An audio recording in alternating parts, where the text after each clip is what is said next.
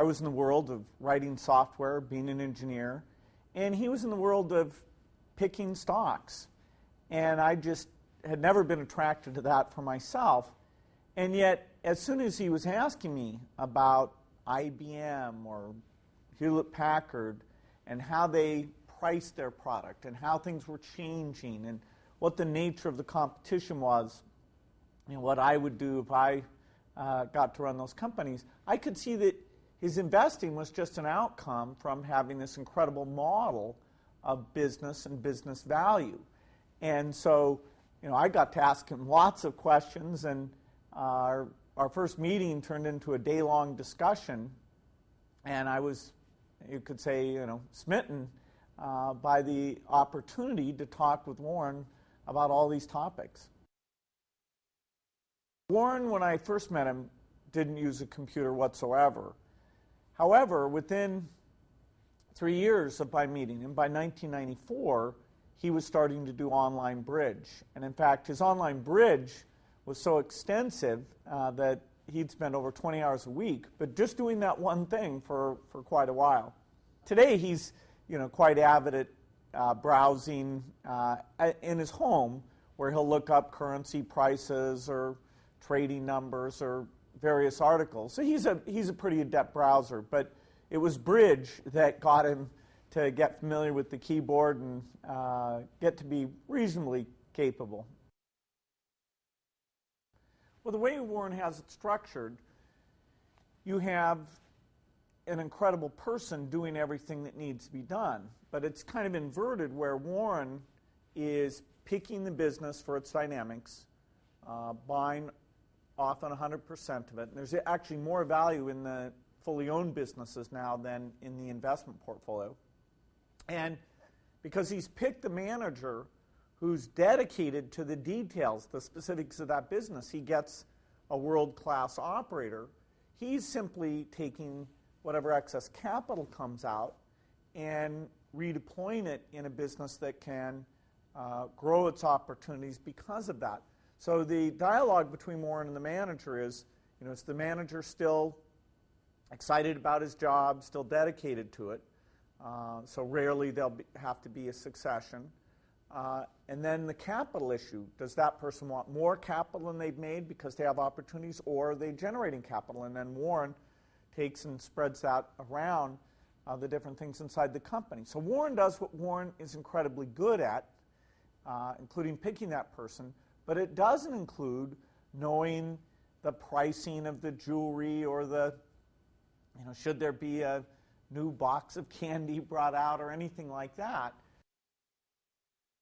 It's always amazing. You can describe a business to Warren in 10 or 15 minutes, and he'll know what the key things to ask and look for are. He doesn't need massive briefing on something. In fact, one time when we took Warren to visit Microsoft, he was here for the weekend, and I thought, geez, we should show him around. He'd be interested to see it.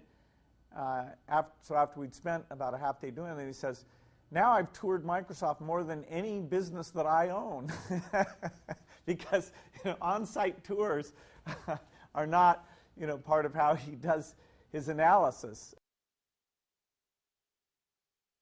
I've learned so much from Warren, I can no longer tell exactly which things I'm just following the master versus showing a little bit of initiative on my own. But even beyond any sort of investing thing, just the idea of keeping your schedule simple, trying to spend your time on the things that you're good at, that you enjoy doing.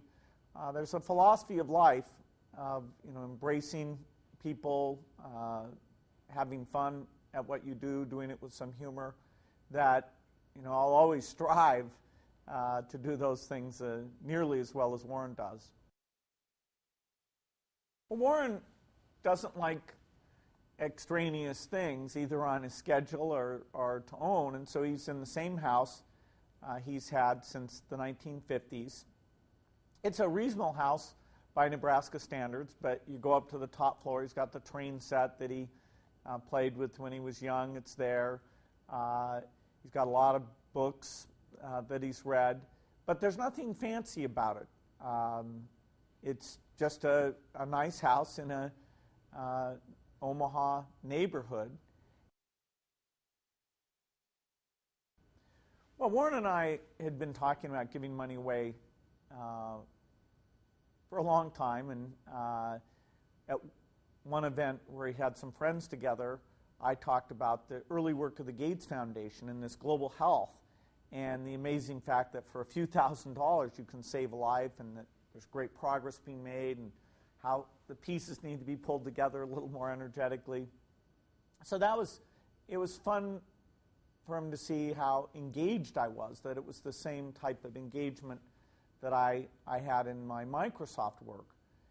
At that time, his wife Susie was living, and she was going to get the responsibility for deciding how to give the money back.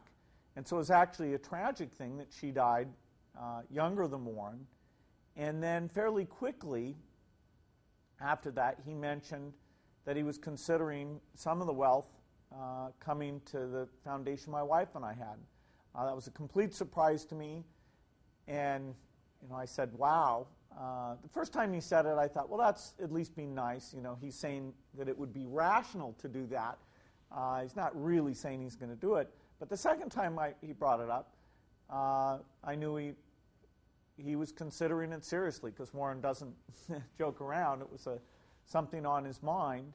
And then soon after that, he did decide, split the money between a number of foundations, but with a substantial portion coming to our foundation. In fact, doubling the resources in our foundation, allowing us to be far more aggressive with new vaccines and new seeds for farmers. And so I felt an incredible sense of responsibility. It was this incredible thing, and it matched up a little bit before I was becoming full-time at the foundation, and so it would make that full-time work even more impactful. So it was just incredible. I'll never be able to thank him enough for what he's done. I've been meeting with some people who are rich and asking them how they think about these things, and what kind of giving has been exciting for them. And I'd love it, and I know Warren would love it, if in sharing our enthusiasm for giving and really praising these people who are doing it, that we could kind of make it even more of a norm, get more people involved. Not taking any credit for what others would do at all, but simply share best ideas and have people immediately, when they get large portions, starting to think of what their unique kind of philanthropy might look like. Warren has done so much more for me in terms of advice on helping me learn things than I've ever done for him. So now I have this one thing, which is helping on the Berkshire board for as long as I'm around, that if I'm wanted, I will do that. It's not that he asked me to stay forever, but I will view that as my top business priority. He's a unique leader. I can't think of anyone close. I'm sure there have been great CEOs who understood their particular company and built something phenomenal. But in terms of breadth and thoughts about business itself and how it helps society, how it should be done, Warren is singular in my view. No one will be as good as Warren Buffett. No company can expect that. But this is an unbelievable franchise. Its economic value will continue to go up. Warren calls it his painting. And he's done it in a way that it's based on principles that will endure. And so it'll be a great company.